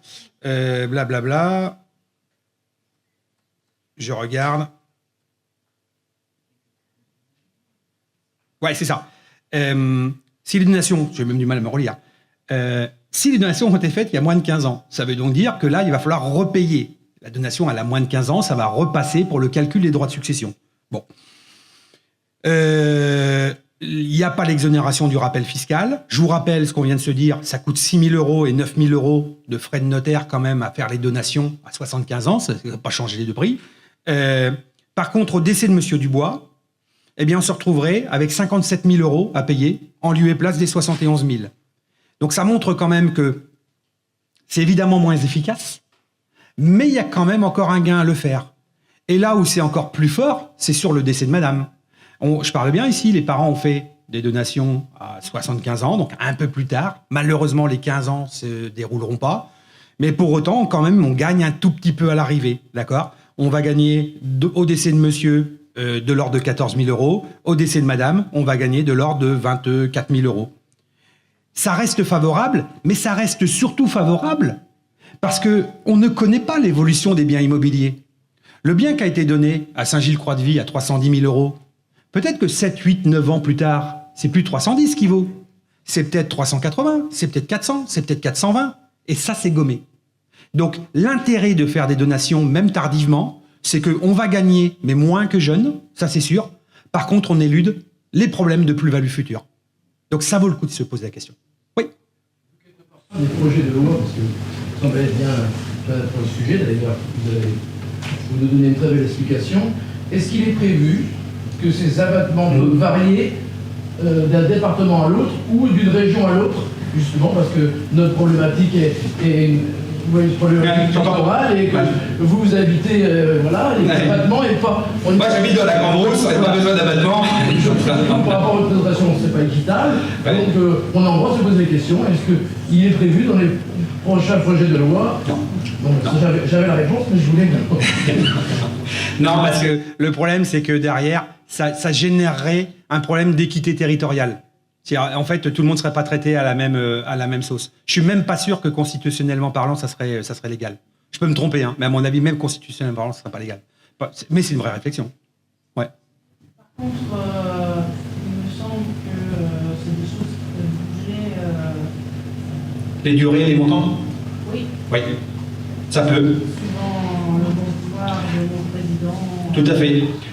On va pas faire de politique fiction, mais c'était une des demandes de LR il n'y a pas très longtemps. Je vais même vous dire, mais une fois de plus, prenez pas ça pour un avis ou quoi que ce soit. J'étais à peu près persuadé que suite à la signature de la réforme des retraites, il y avait une des contreparties pour avoir la signature de LR, c'était justement d'augmenter les abattements successoraux ou de diminuer la règle des 15 ans. Sauf qu'il y a une toute petite problématique en France quand même, je pense que vous en avez entendu parler en début de semaine, ben c'est la dette. Comment on fait pour baisser les impôts alors que je crois qu'on va payer 55 milliards d'intérêts de la dette cette année,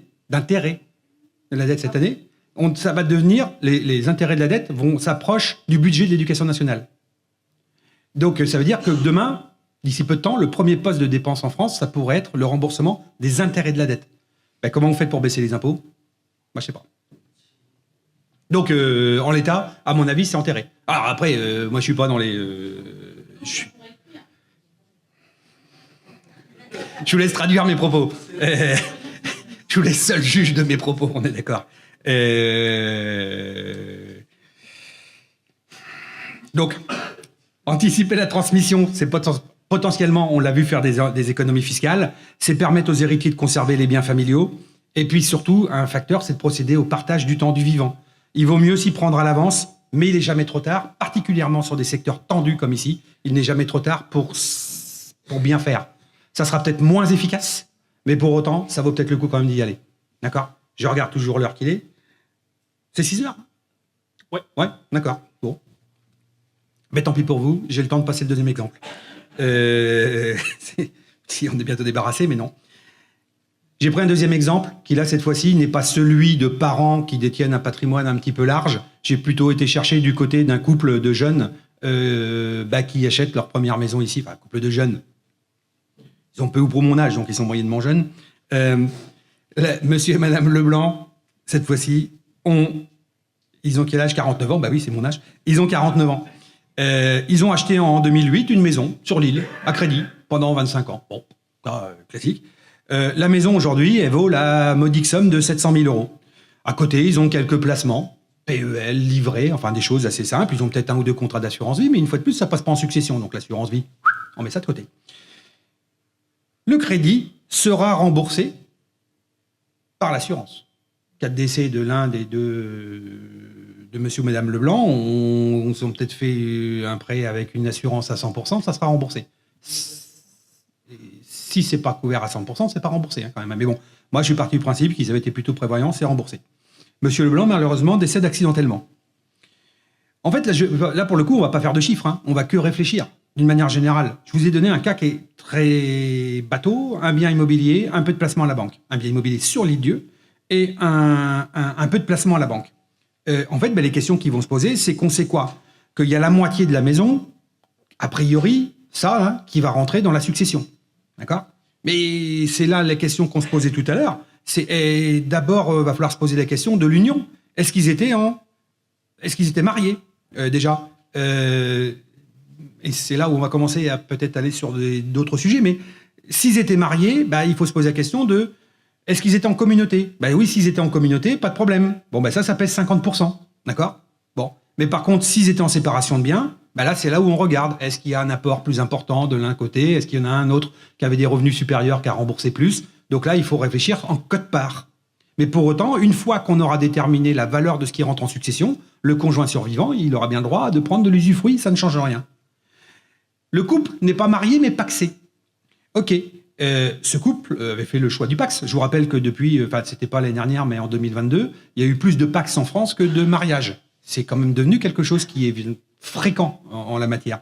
Donc, la plupart des Pacs, je vous ai mis, c'est pour ça que j'ai mis entre parenthèses derrière, la plupart des Pacs fonctionnent comme une séparation de biens. D'accord? Un Pacs aujourd'hui en France, c'est quoi? C'est une séparation de biens. Donc, ça équivaut, sur le partage, à une séparation de biens. Et puis, s'ils étaient concubins, concubin, c'est une séparation de biens, évidemment. Il n'y a rien, il n'y a pas de contrat, il y a rien, donc chacun a son patrimoine, point, terminé, pas de sujet.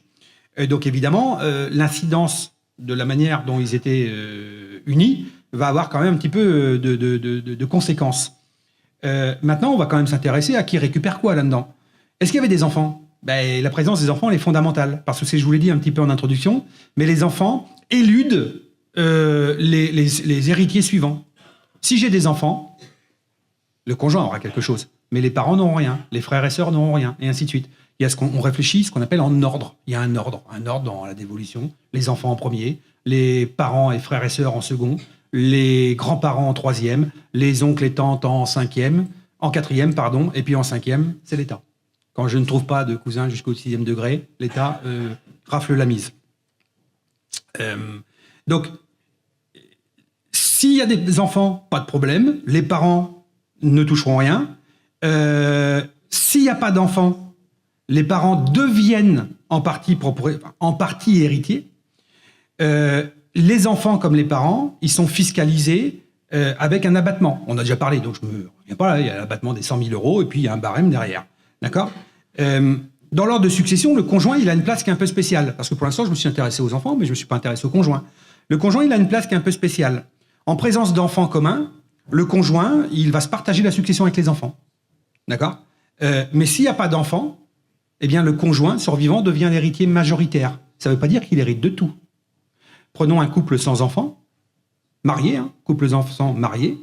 Monsieur décède, il y a la moitié de la succession qui va aux parents de monsieur et la moitié qui va au conjoint survivant. En l'absence d'enfants, la moitié de la succession va aux parents du défunt, la moitié au conjoint survivant. Alors si on fait une donation au dernier vivant, on peut régler. D'où l'intérêt des donations au dernier vivant, qui ont encore, dans bien des cas de figure, beaucoup d'intérêt. Je ne veux pas trop vous charger, parce qu'on a déjà beaucoup de choses. Donc le conjoint, petit à petit, notamment s'il n'y a pas d'enfant, le conjoint, petit à petit, ça devient l'héritier principal. Et s'il n'y a ni enfant ni parent, le conjoint, il hérite de tout. Donc, j'ai pas d'enfant avec mon épouse. Mes parents sont décédés. C'est mon conjoint qui héritera de tout. Oui. Ouais. Alors, Pax avec testament. Donc, j'y viens dans 2 secondes. Juste, je vous rappelle une chose, ce que j'ai écrit. Le conjoint, donc en cas de mariage, le conjoint a de toute façon quand même un droit d'usage et d'habitation qui est viagé. Je me répète, il ne peut pas être mis dehors. Il a un droit d'usage et d'habitation qui est viagé. D'accord ? Donc, et sachant que le conjoint, on n'oublie pas que le conjoint, il est exonéré fiscalement, mais ça, je vous l'ai dit également. Sur le Pax, le fait de faire un Pax, quand on est paxé, on ne devient pas héritier. Le Pax, c'est d'abord pour savoir, en cas de divorce notamment, comment on répartit, comment on liquide le Pax et comment on répartit la propriété des biens. Pour être héritier, le partenaire paxé doit avoir en plus un testament en sa faveur. C'est-à-dire que je deviens héritier dans un Pax parce que mon conjoint a fait un testament. Mais le partenaire de Pax n'est pas naturellement héritier. Je signe un Pax avec ma partenaire ou mon partenaire, je fais ce que je veux. Derrière, qu'est-ce qui se passe ? Eh ben, si j'ai pas fait de testament, il se passe rien, il n'est pas héritier de ma succession. Donc il faut qu'il y ait testament. Je pense que la plupart du temps, pour les paxés aujourd'hui, c'est quelque chose qui est assez connu. C'est connu, c'est pas non plus idiot de le rappeler. Un Pax sans testament, t'es pas plus avancé. Donc, sur certains points, tu peux être avancé, mais bon. Mais tu auras quand même de toute façon, même avec le testament, on aura toujours moins de droits en tant que partenaire paxé qu'en tant que conjoint survivant. Le Pax n'a pas la portée. Moi, j'ai rien contre le Pax, c'est pas le sujet. Mais les droits du partenaire survivant sont moins importants que les droits du conjoint survivant. Et il suffit de regarder ici, par exemple, j'ai mis que le partenaire survivant, il a un droit d'usage et d'habitation d'1 an. Le conjoint, il ne peut pas être mis dehors. Il a un droit d'usage et d'habitation dans la résidence principale. Pendant un de sa vie, il ne peut pas être mis dehors. Le partenaire du Pax, il a un droit d'usage et d'habitation d'1 an. Donc potentiellement, au bout d'1 an, on pourrait mettre ça sur la table. On pourrait se mettre à discuter. Dans la vraie vie, personne ne va discuter. Parce que le partenaire de Pax, notamment s'il y a des enfants qui sont jeunes et ainsi de suite, personne ne va dire il faut sortir de la maison. Non, ça serait contre-productif pour les enfants. Donc ça ne vient pas sur le tapis. Mais n'empêche que ce droit d'usage et d'habitation, il est moins important pour un partenaire de Pax. Et souvent, on réfléchit sur le Pax par rapport à l'angle fiscal, ce que je vous disais tout à l'heure. C'est toujours, moi j'ai un problème avec le fiscal parce qu'on dit oui, mais le partenaire de Pax, si on a fait un testament, pas de problème, il est exonéré de droits. Oui, d'accord, il est exonéré. Comme un conjoint, dans le cadre d'un mariage, le partenaire du Pax, il est exonéré. D'accord, il est bien exonéré de fiscalité. Par contre, avant de savoir combien il paye, moi je m'intéresse à savoir combien il a. Or, ce que je peux dire, c'est que le partenaire de Pax, sur le papier, il est susceptible d'avoir moins qu'un conjoint marié. Parce qu'en fait, les droits qui seront les siens, ils vont naître du testament. Le conjoint marié, il va recevoir, dans la succession, il va recevoir quelque chose, parce que c'est la loi qui le dit. Alors que le partenaire de Pacs, il va recevoir quelque chose parce qu'un testament le dit. C'est pas la même chose. Est-ce que le testament a la même portée que la loi? Non. Donc il vaut mieux effectivement hériter en tant que conjoint, a priori, plutôt qu'en tant que partenaire de Pacs. Même si, très honnêtement, hein, entre vivre en concubinage ou pacsé, il n'y a pas photo. Hein. Concubin, c'est que dalle. Je passerai l'expression, mais c'est la réalité. Le concubin, il n'est rien au regard de la loi. Alors si, on peut toujours lui faire un testament. Belle idée. Je fais un testament au profit de mon concubin. Si je décède, il paye 60% de droits de succession. Donc, vous avez compris, c'est bon, c'est une patate chaude. Hein. Je repasse chez le banquier pour aller refaire un crédit pour réacheter la maison qui était déjà remboursée par l'assurance du prêt. Enfin, non, donc bon. Deux. Oui. Alors, le partenaire de Pacs, il est exonéré de droits. Lui, il paye rien. Comme le conjoint marié. Il est exonéré. C'est pour ça qu'en fait, beaucoup vont vers le Pacs. Je pense que beaucoup ont compris qu'il faut un testament pour être héritier. S'il n'y a pas de testament, tu n'es pas héritier. Donc, de toute façon, tu payes rien parce que tu n'as rien. Bon, c'est vite fait. Mais par contre, si tu as un testament, tu deviens héritier et tu es exonéré de droits. Donc, en fait, beaucoup pensent au Pacs par rapport au mariage en se disant au moins, on sera exonéré de droits à payer. Pour autant, il faut quand même réfléchir qu'a priori, les droits du partenaire sur la succession sont plus faibles. Les droits en termes de propriété des biens, bien sûr. Hein. Parce qu'en fait, il hérite parce qu'il a un testament, alors que le conjoint survivant, il hérite parce que c'est la loi qui le dit.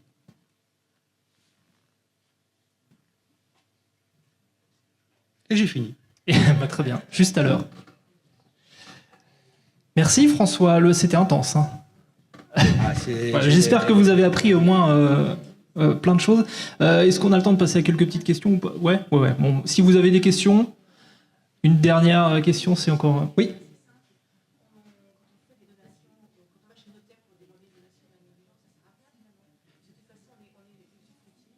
Oui. Je la répète. Donc effectivement, puisqu'on est usufruitier à la mort du défunt, la donation dernier vivant ne sert à rien. Alors, elle va servir quand même en présence d'enfants d'un premier lit, parce que quand monsieur qui est décédé avait des enfants d'un premier lit, le conjoint survivant ne peut pas être usufruitier.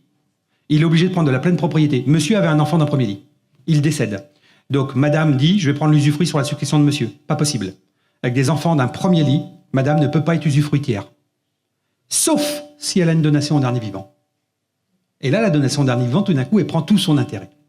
Et la donation au dernier vivant, deuxième intérêt, et c'est pas forcément toujours ce qui est vu chez les plus jeunes, la donation au dernier vivant, elle donne plus de droits. Alors, je vous donne la règle, mais vous n'allez pas la retenir, c'est pas le sujet, mais avec une donation au dernier vivant, je peux prendre un quart en pleine propriété, 3 quarts en usufruit. En clair, j'ai le droit de prendre plus de droits sur la succession du défunt. Donc la donation au dernier vivant, elle sert aussi dans tous les cas de figure là-dessus, c'est d'avoir plus de droits sur la succession du défunt. Quand on a 80, 85, 90 ans, il n'y a pas d'utilité. Par contre, un jeune couple, monsieur décède à 40 ans, ils sont à la mi-temps. Madame, elle a 40 ans aussi, et là encore, l'autre moitié à faire. On peut peut-être quand même se dire que madame, elle va vouloir avoir un maximum de droits sur la succession de son mari, parce qu'elle a encore 40, 45 ans, 50 ans à tirer. Donc, la donation au dernier vivant, dans ces cas-là, elle sert. Parce que madame pourra, grâce à la donation au dernier vivant, prendre plus de droits sur la succession, et ça lui fera un levier plus important pour rebondir sur sa future.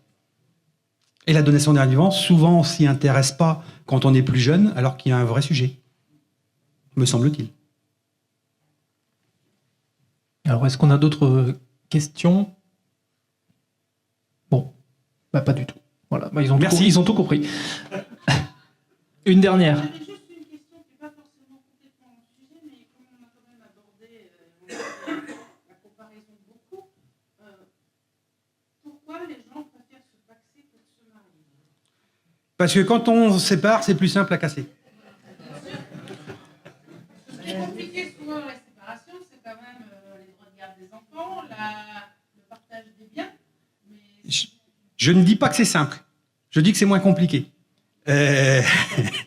Alors, non, mais il y a a priori, on est de toute façon la dissolution, la liquidation d'un pax, elle est juridiquement plus simple que la dissolution d'un mariage, juridiquement. Après, sur les divorces aujourd'hui, les procédures se sont en théorie allégées. Attention, ça dépend d'où on parle. Hein. Vous divorcez au tribunal de Nantes, il y a quelque temps encore, ça mettait un petit peu de temps.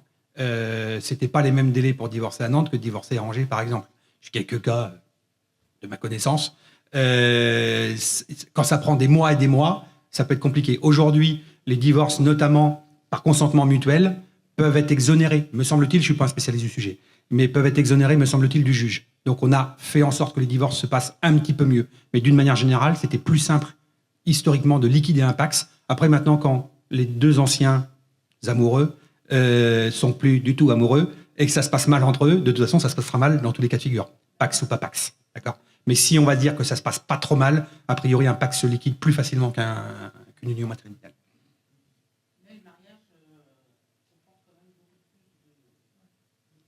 De protection pour le conjoint survivant. Ça, je ne peux pas dire le contraire. Je ne suis pas un pro-mariage ou pro-Pacs, ce n'est pas mon sujet. Par contre, sur le papier, tu as plus de droits parce que la loi te le donne, plutôt qu'un testament dans le cadre du Pacs. Un testament, c'est toujours limitatif. Toujours.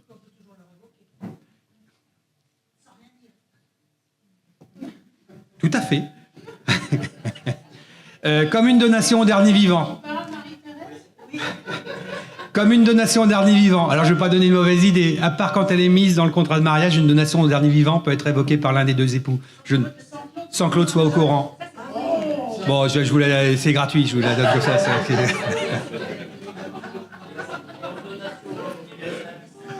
Pardon ?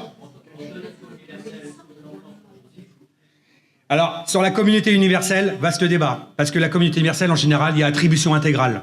On fait ce qu'on appelle des communautés universelles. La communauté universelle, en tant que telle, n'est pas tellement un problème. C'est de tout mettre dans la communauté. Les biens propres, les trucs... On met tout dans un seul bloc, qui est la communauté. Et ensuite, en général, on dit qu'il y a une attribution intégrale. C'est-à-dire que 100% est donné au conjoint survivant. Il n'y a donc pas d'ouverture de succession au premier décès. C'est ça, hein, une communauté universelle avec attribution intégrale. C'est le meilleur mode de protection du conjoint survivant. Évidemment, il a tout.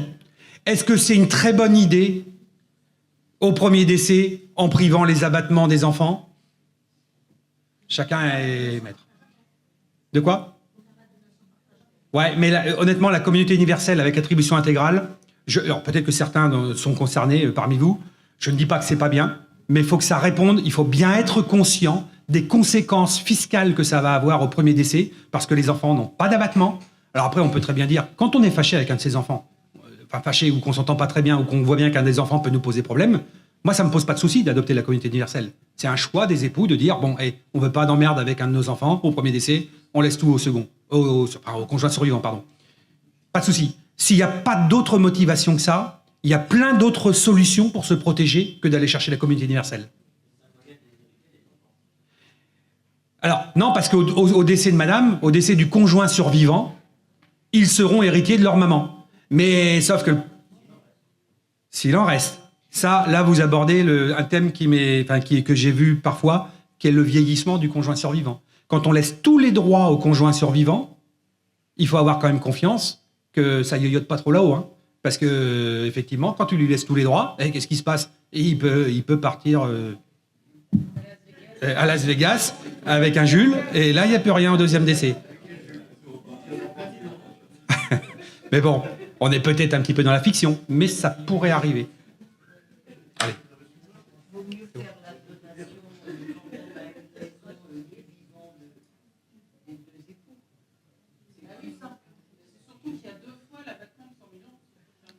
Oui, c'est ça. Non, mais c'est par rapport à la. Non, alors, oui, mais c'est deux problématiques différentes. Les gens qui font une communauté universelle, ils font pas de donation. Si j'adopte une communauté universelle, c'est pour me protéger au maximum. Donc, évidemment, derrière, les donations, on les oublie un peu, hein, en général, dans ces cas-là.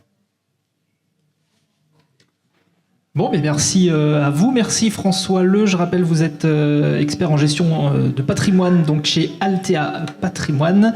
Merci pour toutes ces explications. On se retrouve donc dans 30 minutes maintenant pour la deuxième table ronde. où on parlera de location à l'année. On va parler du bail, du loyer, des garanties, de la fiscalité, enfin voilà, plein d'infos. Une sorte de boîte à outils, en fait, si vous voulez louer à l'année ou si vous louez à la saison, que vous voulez louer finalement à l'année. Enfin voilà, il y aura plein d'informations. On en parlera tout à l'heure donc avec la mairie de L'Île-d'Yeu, bien sûr, avec les associations Adil, Élise et Solia. Donc c'est à 18h30. Merci à tous.